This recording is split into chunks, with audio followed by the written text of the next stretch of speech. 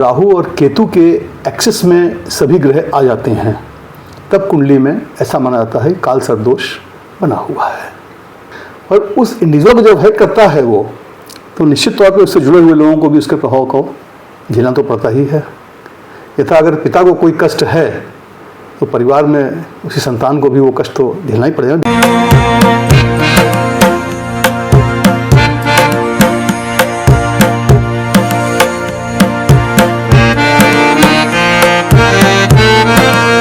नमस्कार, स्वागत है आपका हमारे साथ। जैसा कि अरुण सिंघल सर जी हैं, इनके साथ हम लोग एक बार ग्रह नक्षत्रों पे एक एपिसोड बना चुके हैं और बेसिकली आज हम इनसे बात करेंगे काल सर्प दोष के बारे में।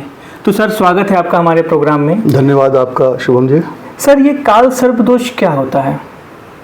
बहुत मैं आपकी तरह से आपको बधाई देता हूँ कि आपने बहुत अच्छा विषय चुना है और जिस तरीके से आप जनमानस को संदेश देना चाहते हैं कि उसको बेसिक्स की जानकारी अवश्य हो, तो जिस तरीके से आपने एक एक चीज़ को लेके अब चुना है, तो उसमें मैं आपको बताऊं काल सर्प दोष की स्थिति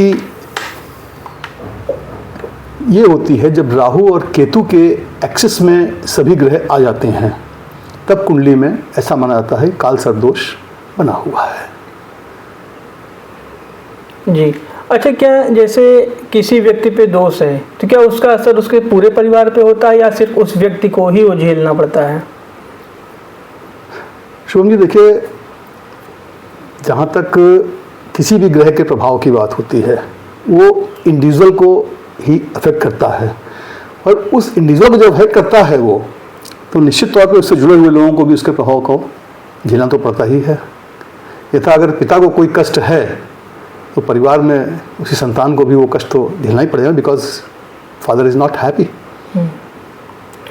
अच्छा, क्या इसके कुछ प्रकार भी होते हैं? जी, जैसे कुंडली में 12 भाव होते हैं जी, उसी तरीके से इसके भी 12 प्रकार हैं। राहु केतु हमेशा एक दूसरे से 180 डिग्री पे रहते हैं, तो जिस भाव से बनता है, जो मेरा पर्सनली मानना है, काल सर्प दोष कुंडली में जिस भाव से बनते हैं उस भाव को ज़्यादा पीड़ित करते हैं और ये 12 प्रकार के होते हैं। अच्छा सर, जैसे जिस व्यक्ति के ऊपर काल सर्प दोष होता है उसे बेसिकली किन किन परेशानियों का सामना करना पड़ता है? शुभम जी, जैसे मैंने बताया आपको, ये काल सर्प दोष 12 प्रकार के होते हैं और कुंडली में 12 भाव होते हैं। तो मेरा व्यक्तिगत तौर पे अनुभव भी रहा है और मानना है, जैसा कि मैंने देखा, जिस भाव से काल सर्प दोष का निर्माण होता है तो उस भाव को ज़्यादा पीड़ित करता है। जो कुंडली में 12 भाव होते हैं मनुष्य के जीवन के 12 पक्षों को रिप्रेजेंट करते हैं। लग्न होता है वो तनु भाव, सेकंड हाउस जो बोलते हैं उसको धन भाव, थर्ड हाउस जो होता है वो पराक्रम का हाउस होता है, फोर्थ हाउस भूमि भवन संपत्ति का माना जाता है, पंचम हाउस माना जाता है बच्चों के और शिक्षा का, सिक्स्थ हाउस रोग और शत्रु का, सेवेंथ हाउस वैवाहिक जीवन के संबंधित में पत्नी का, एट्थ हाउस मृत्यु का, नाइन्थ हाउस भाग्य और धर्म का, 10th हाउस पिता और कर्म का, 11th हाउस आय का, 12th हाउस खर्च का। तो इसमें जिस भाव से काल सर्प का निर्माण होगा उस भाव की पीड़ा व्यक्ति को ज़्यादा झेलनी पड़ेगी। अच्छा, जैसे मान लीजिए मेरे ऊपर काल सर्प दोष है तो मुझे इसका निवारण कैसे करना चाहिए या मैं कहाँ जाऊँ इसके लिए? जी, जैसे इसके बारे में आपको ये बताऊंगा कि इसके लिए शास्त्रों में विधान है काल सर्प दोष निवारण पूजन के लिए, उसको त्र्यंबकेश्वर नासिक में विशेष तौर पर बताया गया है। और मेरा व्यक्तिगत मानना है शुभम जी कि पूजा पाठ और मंत्रों में बड़ी शक्ति है, यही आध्यात्म के दवाखाना है। जैसे आपको बुखार होता है, आप डॉक्टर को दिखाते हैं तो आपको पैरासीटामॉल और एंटीबायोटिक की सलाह देते हैं और आपका बुखार दूर हो जाता है। उसी तरीके से हमारे सनातन धर्म में, आध्यात्म में ये मंत्र जप और पूजन इसका दवाखाना है। तो मंत्रों से अपनी किसी भी व्याधियों को निवारण कर सकते हैं। तो बेसिकली इसके लिए त्र्यंबकेश्वर में इसका विशेष पूजन होता है और विशेषता, क्योंकि वहाँ पर भीड़ बहुत होती है, वरना सावन में इसको अगर करें तो विशेष, क्योंकि शिव जी का वो माना जाता है, तो उस समय इसका विशेष प्रभाव मिलता है। अदरवाइज इसको किसी भी सोमवार में हम करें तो इसका निवारण। अच्छा सर, जैसे मैं एक प्रश्न आपसे पूछना चाहता हूँ, मान लीजिए जैसे पूजा तो एक अलग विषय, त्र्यंबकेश्वर जाके नासिक में वहाँ पूजा करेगा, लेकिन जब तक हम नहीं जा पा रहे हैं, भाई कई लोग, जरूरी थोड़ी है कि पैसा हो या उनके पास वो सुविधा हो कि वहाँ तक वो पहुँच सकें, तो उन सब चीज़ों में जैसे हम किन सावधानियों को बरतें? बहुत सुंदर। जब तक हम वहाँ पर नहीं बना, क्योंकि आवश्यक नहीं है कि हर आदमी इसको तुरंत अफोर्ड कर सके और तुरंत ही हमको संसाधन मिल जाए कि हम वहाँ चले जाएं, क्योंकि अपने स्थान से ये दूर है। तब तक हम भोलेनाथ की भक्ति करें, क्योंकि ये राहु केतु दोनों उनके अंडर में हैं और वो भोलेनाथ हैं। शिव जी के मंत्र जप करें हम, और राहु केतु के मंत्रों की जप के द्वारा भी उसकी हम शांति करते रहें।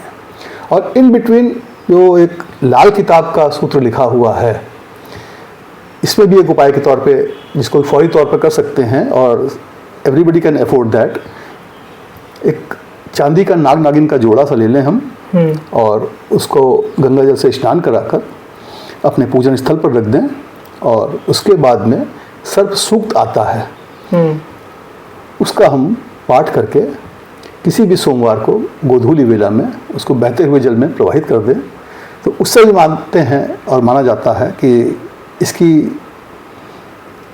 इंटेंसिटी, ग्रेविटी में कमी आती है, यानी थोड़ा सा कम हो जाता है प्रभाव इसका आपको कम महसूस होगा। अच्छा, कोई समय सीमा है काल सर्प दोष की?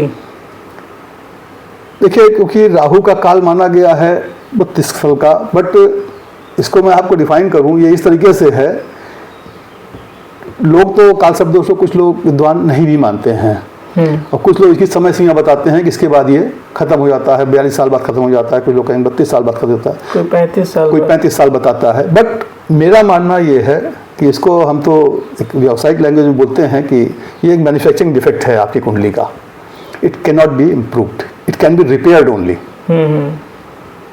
तो रिपेयरिंग के लिए बस यही है कि हम पूजा पाठ और पूजन के द्वारा इसका रिपेयरिंग करें, और इसकी समाप्ति नहीं होती है, क्योंकि इसके प्रभाव व्यक्ति को झेल नहीं पड़ते हैं। बेसिकली बताऊँ आपसे प्रभाव क्या होते हैं इसके प्रभाव होते हैं, आदमी को जब काल सर्प पीड़ित जब व्यक्ति होता है, उसको चाहे उसके ग्रह जितने भी अच्छे बैठे हों, उनके प्रभाव उसको उस रेशो में नहीं मिल पाते हैं जिसका वो हकदार होता है, ये उसके प्रभाव में न्यूनता ले आते हैं। काल सर्प दोष में माना जाता है, राहु को सांप का मुख माना जाता है और केतु को सांप की पूंछ माना जाता है। तो उसके बीच में सभी ग्रहों के आने से ये धारणा हो जाती है कि राहु ने सभी ग्रहों के प्रभावों को अपने अंदर समाहित कर लिया, तो हमें उन ग्रहों का प्रभाव नहीं मिल पाया है।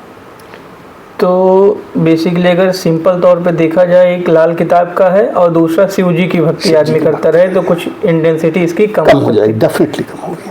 अच्छा, जैसे आपने कहा ये मैन्युफैक्चरिंग डिफेक्ट है जी, तो क्या हम इसका मतलब ये निकाल सकते हैं कि काल सर्प दोष एक अभिशाप है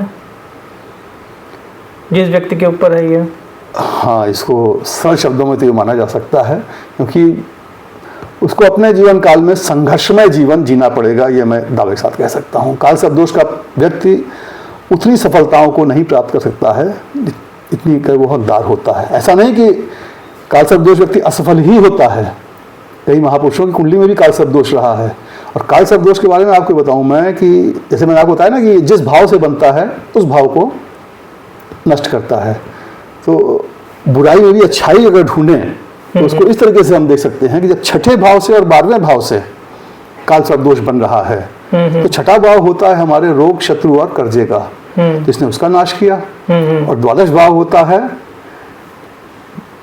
खर्च का, तो उसका नाश किया। तो दोनों ही दृष्टिकोण से ये बेहतर हुआ हमारे उसमें।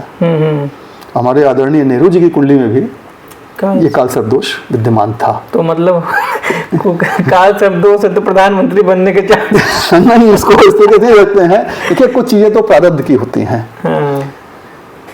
कुछ चीजें प्रारब्ध की होती हैं, प्रारब्ध को ब्रह्मा जी भी नहीं चेंज करने की स्थिति में होते हैं, और बाकी आगे की दशाएं और वो उनका जीवन संघर्ष में होगा निश्चित तौर पर। तो अंत में यही समझ सकते हैं सर कि इसके निवारण के लिए जितना जल्दी हो सके हम त्र्यंबकेश्वर में जाके वहाँ पे, और वो भी सावन के महीने में, तो ज़्यादा बेहतर है।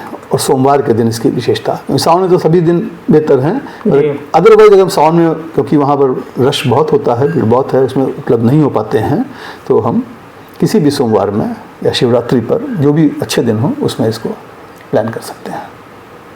ठीक है, तो आप थे अरुण सिंघल सर जी, जिन्होंने काल सर्प दोष के बारे में हमें बताया। अगले एपिसोड में हम फिर एक नए ज्योतिष निवारण के रूप में आपसे बात करेंगे। तब तक के लिए नमस्कार। धन्यवाद भाई शुभम जी।